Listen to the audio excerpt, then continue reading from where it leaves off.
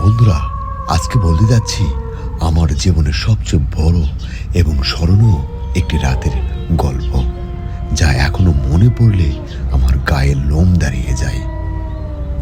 রাত তখন প্রায় 1টা। বাজারে আমার একটি সঙ্গীত ক্লাব ছিল। বন্ধুদের সঙ্গে গান আড্ডা করতে করতে কখন যে মাঝরাত হয়ে যায় নিজেও বুঝতে পারিনি। আমি পায়ে হেঁটে বাড়ি ফিরছি। বাজার থেকে আমার বাড়ি প্রায় 5 কিলোমিটার পথ। মাঝখানে খোলা মাঠ, চারিদিকে ঘন অন্ধকার, রাস্তার দুপাশে বড় বড় গাছ। সেই সময় রাস্তায় কোনো গাড়ি ঘোড়া বা কোনো মানুষজন ছিল না। আর এত রাত্রে মানুষজন থাকবেই বা কেন?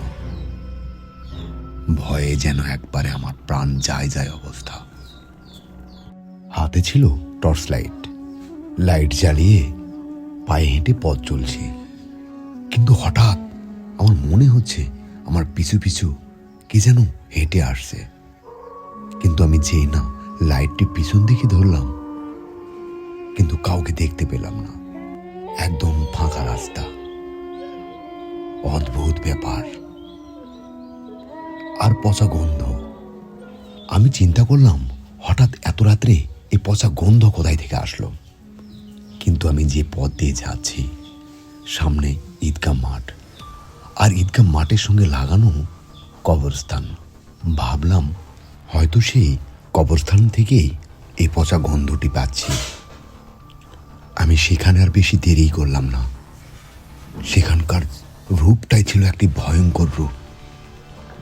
আমি তাড়াহুড়া করে জায়গাটি পার হয়ে চলে গেলাম। তারপর আমার গ্রামের ভিতর দিয়ে হেঁটে হেঁটে চলে যাচ্ছি। গ্রামের মানুষ একদম স্তব্ধ, শুনশান পরিবেশ, সবাই ঘুম।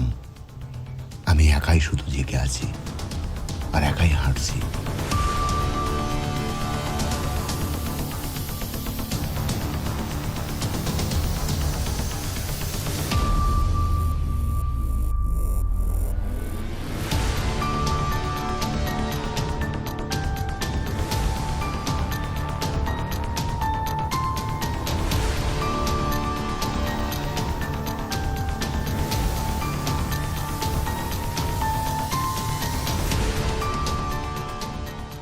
কিন্তু আজকের পথ যেন কিছুতেই আমার ভোলাচ্ছে না।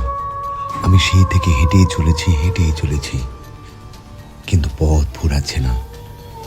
আমার মনে ছিল অনেক ভয়, পিছনে পচা গন্ধ কবরস্থান থেকে।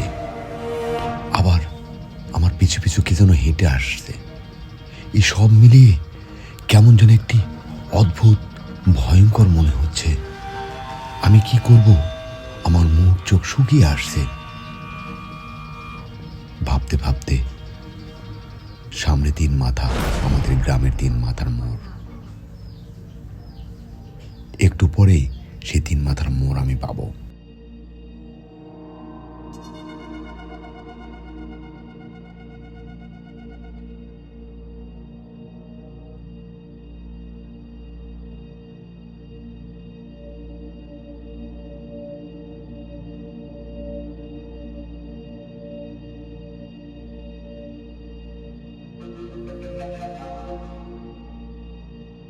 একসময় হাঁটতে হাঁটতে আমাদের গ্রামের 3 মাথার মোড়েই আমি চলে আসলাম।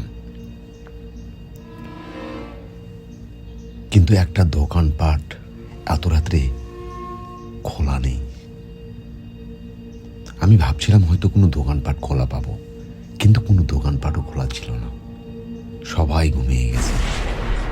চারিদিকে নিস্তব্ধতা, সামনে মসজিদ। আমার হঠাৎ করে গাটা ঝেঁকি দিয়ে উঠলো।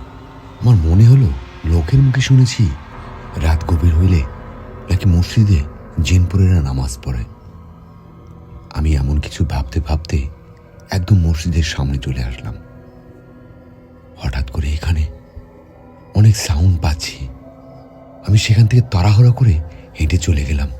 ওরে বাপরে বাবারে, এ যেন ভয়ঙ্কর একটি জায়গা।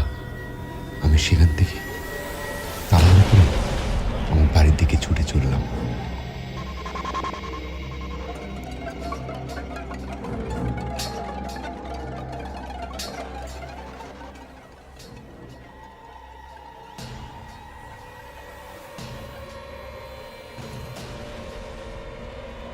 থেকে আমার বাড়িটা একদম ভেতরে।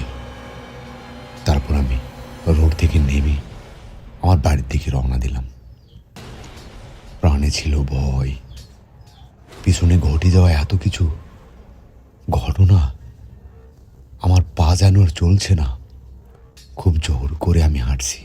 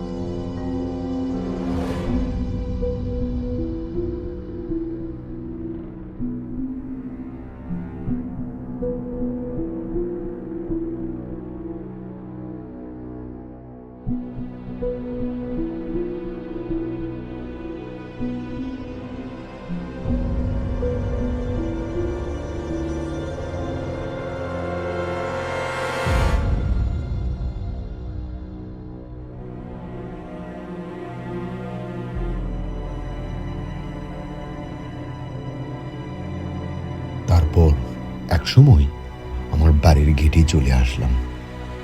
যাকে এবারের মতো বাঁচলাম।